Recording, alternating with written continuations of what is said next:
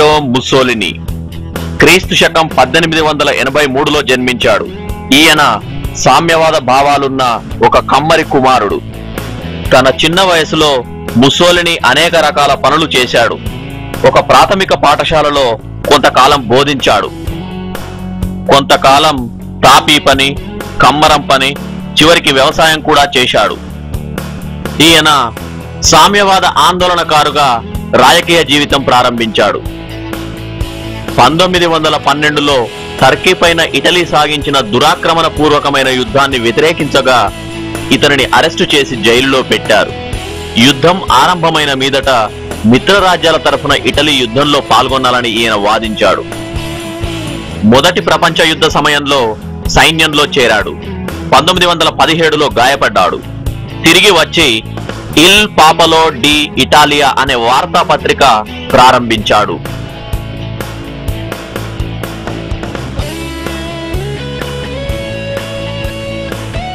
Mussolini communist వ్యతిరేక భావాలను ప్రచారం చేశాడు. ఈయన కమ్యూనిజంకు బద్ధ శత్రువుగా మారి దానికి వ్యతిరేకంగా పోరాడాడు.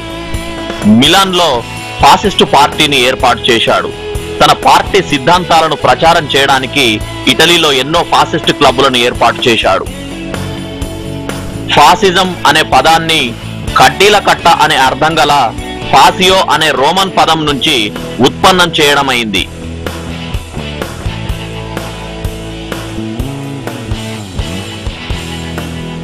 ఇటలీ ఫాసిస్టులు యూనిఫామ్ గా నల్ల చొక్కాలు ధరించారు. సైనిక కంపెనీల మాదిరి కవాతులు చేసేవారు. వీరికి దేశభక్తి చాలా ఎక్కువ. వీరు ఇటాలియన్ జాతీయవాదం కోసం బద్దులయ్యారు. అంతర్జాతీయ కమ్యూనిస్టు ఉద్యమానికి సంబంధించిన సవాళ్లను ఎదుర్కోవడానికి ఇటలీలో ఫాసిజం వృద్ధి చెందింది.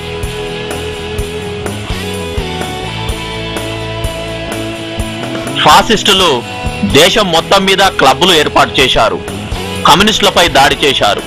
ఈ విషయంలో వీరికి సమాజంలోని సాంప్రదాయవాద వర్గం నుంచి హృదయపూర్వకమైన సహకారం లభించింది.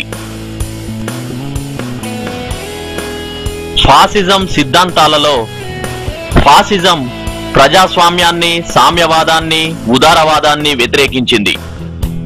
వైయక్తికవాదాన్ని వ్యతిరేకించింది. దేశ ప్రయోజనాలకే ప్రాధాన్యం ఇచ్చింది.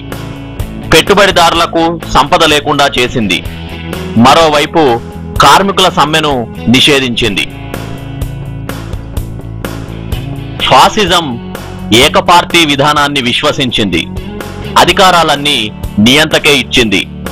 ఫాసిస్టులు ప్రపంచం మొత్తం మీద తమదే ఉత్తమ జాతి అని భావించారు. వీరికి శాంతి పట్ల విశ్వాసం లేదు. స్త్రీలకు ప్రసవం ఎలాంటిదో దేశానికి యుద్ధం అలాంటిది అని భావించారు.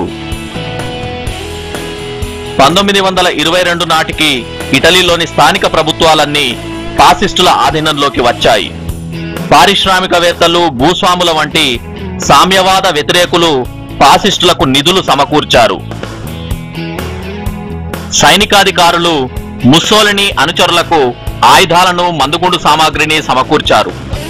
1921 ఎన్నికలలో సోషలిస్టులకు, కమ్యూనిస్టులకు 122 సీట్లు రాగా ఫాసిస్టులు 35 స్థానాలు దక్కించుకున్నారు. ప్రతిపక్ష పార్టీ సభ్యుల మీద దురాక్రమణ దాడుల పద్ధతుల కారణంగా అన్ని రాజకీయ పార్టీలు ప్రభుత్వాన్ని ఏర్పాటు చేయడానికి నిరాకరించాయి. ముస్సోలిని 1922 అక్టోబర్లో నేపుల్స్ లో జాతీయ ఫాసిస్టు కాంగ్రెస్ ను నిర్వహించాడు. దాదాపు 50,000 మంది నల్ల చొక్కాల వారు ఈ కాంగ్రెస్ కు హాజరయ్యారు. ఈ చర్యతో భయపడిన ఉదారవాద ప్రభుత్వం 1922 అక్టోబర్ 27న రాజీనామా చేసింది. రాజు విక్టర్ ఎమ్మాన్యుయల్ III ప్రభుత్వం ఏర్పాటు చేయమని ముస్సోలినీని ఆహ్వానించాడు. ఈ విధంగా ముస్సోలిని ఇటలీ ప్రధానమంత్రిగా నియమితుడయ్యాడు. ముస్సోలిని అధికారంలోకి రాగానే అతని ఫాసిస్టు ప్రభుత్వం దేశ ఆర్థిక వ్యవస్థను మెరుగుపరిచింది. కరెన్సీ మూల్య న్యూనీకరణను నివారించింది. సైనిక శిక్షణను తప్పనిసరి చేసింది. పోప్తో ఒప్పందం చేసుకొని పాత వివాదాలకు స్వస్తి పలికింది. గతిశీలమైన విదేశీ విధానాన్ని అనుసరించింది. ముస్సోలిని అధికారంలోకి రాగానే ఫ్రాన్స్ను ఓడించాడు. అలాగే యుగోస్లోవియా నందలి ఫ్లూమ్ను చేజిక్కించుకున్నాడు. అల్బేనియాను పట్టుకున్నాడు. మధ్యధరా సముద్రంలో రాకపోకలు సాగించే వివిధ దేశాలను నియంత్రించాడు.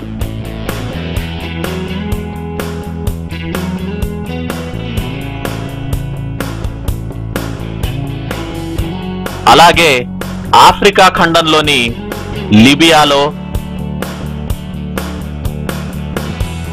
మరియు తూర్పు ఆఫ్రికాలో వలసలు ఏర్పాటు చేశాడు. అబిసీనియా లేదా ఇథియోపియాను స్వాధీనం చేసుకున్నాడు. ముస్సోలిని హిట్లర్తో చేతులు కలిపి కమ్మింటర్ముకు వ్యతిరేకంగా ఒప్పందం మీద సంతకం చేశాడు. ఆ విధంగా రెండో ప్రపంచ యుద్ధం రావడానికి కారణమయ్యాడు.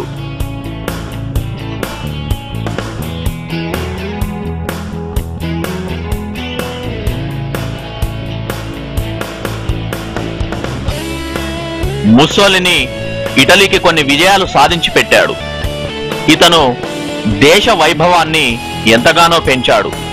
అయితే మిత్ర రాజ్యాల బలాలు సిసిలీలోకి ప్రవేశించడం, ఆ సైనిక కూటమి చేతులలో ఇటలీ పరాజయం పొందడం వల్ల ఇతని పట్ల వ్యతిరేకత ఏర్పడింది. ఇటలీ ప్రజలు ముస్సోలినీని నిందించి అతని నాయకత్వాన్ని తిరస్కరించారు. అతనిని పదవి నుంచి తొలగించడం అయింది. చివరికి 1945 ఏప్రిల్ 2న అతని సొంత మనుషులే అతనిని కాల్చి చంపేశారు. అతని మరణంతో ఇటలీలో ఫాసిజం కూడా అంతమైంది.